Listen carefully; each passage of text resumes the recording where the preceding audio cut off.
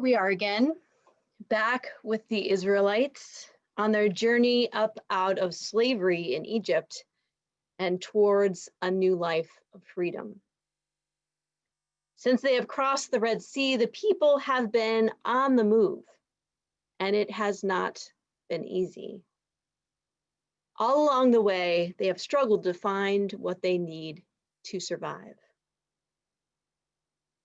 The people first went into the wilderness of Shur and went 3 days without water. Then they arrived at Marah, but only bitter water could be found there. The people complained to Moses, and Moses cried out to the Lord, and God showed Moses a piece of wood to throw into the water, and the water became sweet. Next, the people went into the wilderness of Sin and could find no food. They complained to Moses and to Aaron, saying, "You have brought us out of the wilderness to kill this whole assembly with hunger." And God caused manna to rain from the heavens every day for the 40 days of their journey. Then in today's passage, the people journey to Rephidim, where they again lack for water. And the people quarrel with Moses, saying, "Why did you bring us up out of Egypt to kill us and our children and our livestock with thirst?" So Moses cries out to the Lord, saying, "What shall I do with this people? They are almost ready to stone me."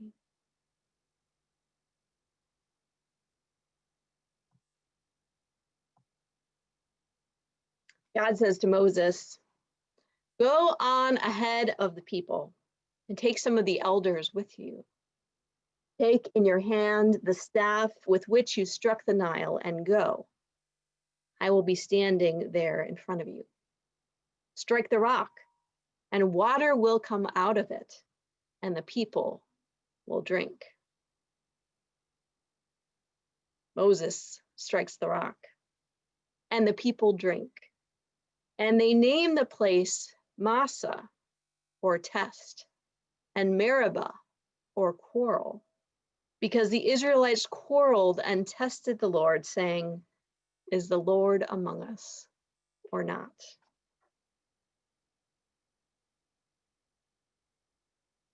We are on our own journey, we who gather as West Concord Union Church. The physical landscapes of our journey look quite different from that of our ancestors in faith, the Israelites. The spiritual landscape may not be all that different. We may find ourselves feeling lost, frustrated, overwhelmed, even desperate.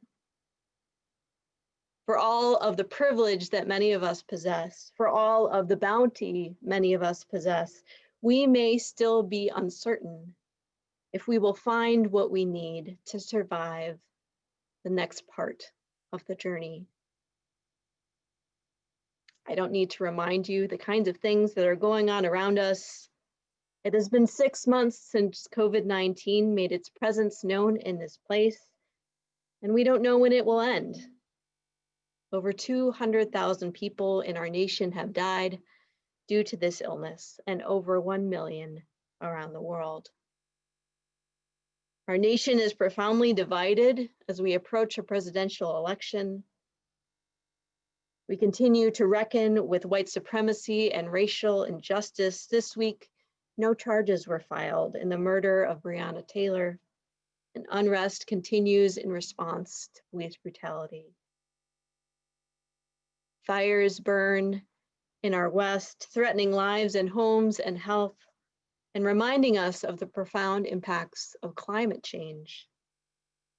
And to add to this, each of us has our own personal challenges to face, caused or certainly exacerbated by the challenges of this time.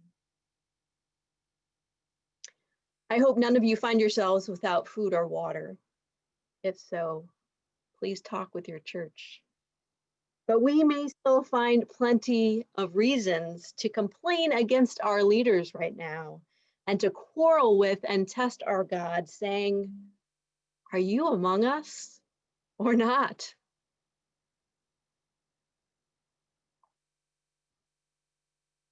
I wonder why the Israelites' long journey was necessary at all. Couldn't God have somehow delivered them to their destination immediately?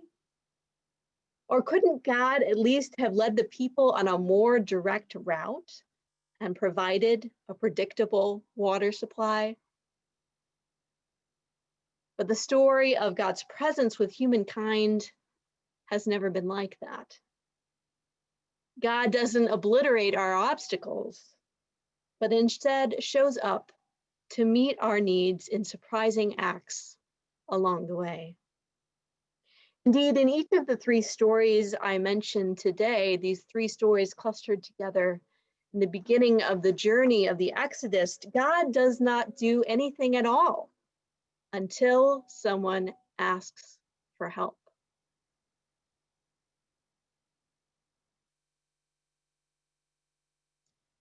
What do you need at this point in the journey? What do you need to get through this one day? What help could you ask for from your God or from your community? We may not know what you need, what you long for, what the thirst is that is burning inside you. Each of us is experiencing these times in a different way. You could try to be more polite than the Israelites when you ask, but if you can't manage it, God can take it. What help do you need?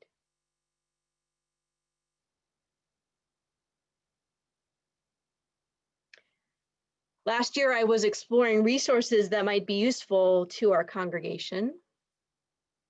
I found this book, Everything Isn't Terrible, by Kathleen Smith. You may not agree with the title.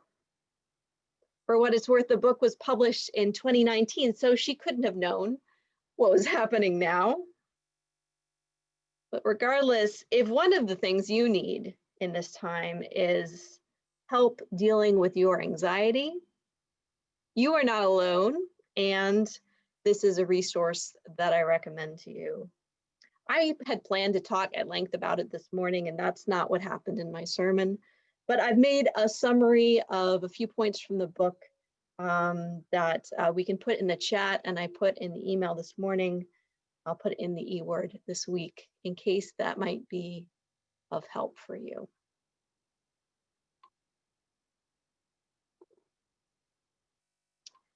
Beloved, this is a long, hard journey we are on. God has not fixed it for us, and God is with us. The God we seek to entrust our hearts to, the God who is love and grace and peace, that God is with us always. They are here now, with and in each of us. You may not be able to feel that presence right now. You may never be certain if it is there. But if you are thirsty, strike the rock. Ask for help from God and from those around you. You do not have to fix this, do this, survive this alone. You do not have to finish this, conquer this, or manage this right now. You do not need to do this without help. Strike the rock. And may you find water enough to journey for another day. Maybe sometimes you'll find enough to fill your jar and keep you in water for weeks. May it be so.